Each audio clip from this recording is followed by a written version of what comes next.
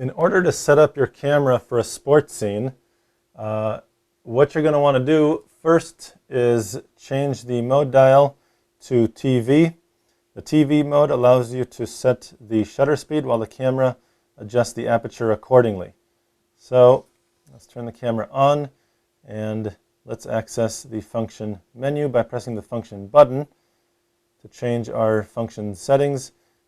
First thing at the top, you'll see ISO. Mine is currently set to 200. If you're outdoors and it's a nice sunny day, you certainly don't need 200. I would recommend going with 50. So I'm going to change mine by pressing the left navigation button to get to 50. Then I'm going to go down to white balance. My white balance is currently set to daylight. That's great if you're outdoors and it's daylight. However, you can change that setting. Pressing again the left or right navigation buttons will change that. You can change it to cloudy. If you're indoors and they're using lighting, then you can use tungsten or fluorescent depending on what lighting is available. Basically, my recommendation is just scrolling through these different options and seeing what produces the best color in your situation. Let's go down one more to the drive mode. By default, the drive mode is set to single shot, and this is probably not what you want for sports. Let's go ahead and use continuous. So again, press the right navigation button, get down to continuous. And what continuous will do is allow you to press the shutter button and hold it down. While the button is held down, the camera just keeps on taking pictures. So you have, I think, a better chance of capturing the picture the way you want it.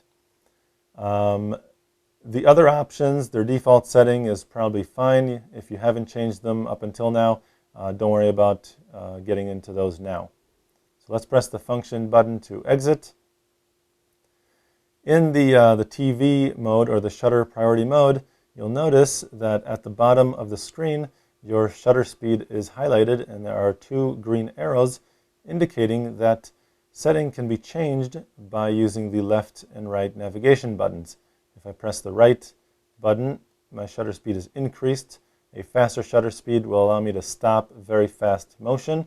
If I press the left navigation button, the shutter speed is decreased, which will allow more light into the camera, but a slower shutter speed will have more difficulty stopping fast motion. So it depends on what sporting event it is and what the lighting situation is, but you probably want the fastest shutter speed possible given the amount of light. And it's very important to know how to adjust that. So let's get into that. Finally, just before we do that, let me just say that the flash should be turned off. Press the up navigation button or the flash button to scroll through the different flash options until you get that no flash icon. So flash is not going to help with sports. More than likely your sporting subject is too far away from the camera for the flash to do anything. So go ahead and just turn that off. Okay. In order to know if the shutter speed is too fast, what you're going to want to do is press the shutter button halfway before anything happens. You're not taking any pictures, you just want to see what the camera is setting.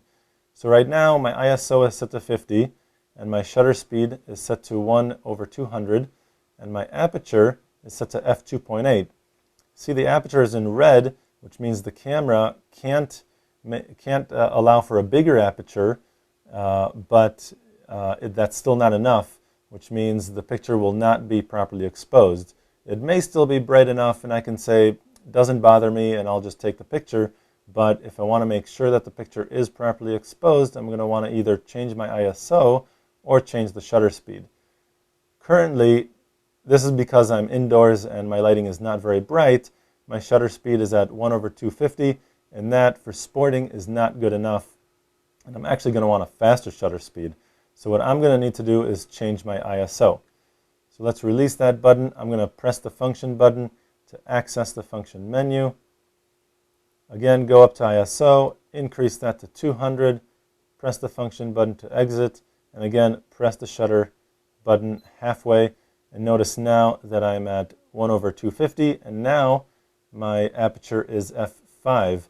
which is great. It's also not in red, which means that my picture is well exposed, and it also means that I can probably increase my shutter speed and still have a well exposed picture and stop the motion at the same time.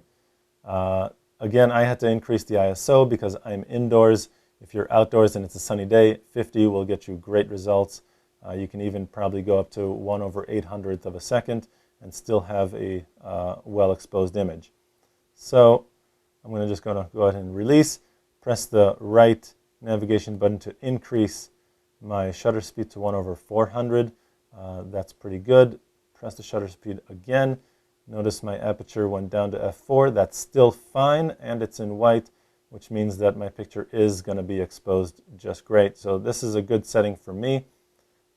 So that is how the shutter speed should be adjusted prior to taking your pictures in order to make sure that you have the fastest possible shutter speed for the given amount of light.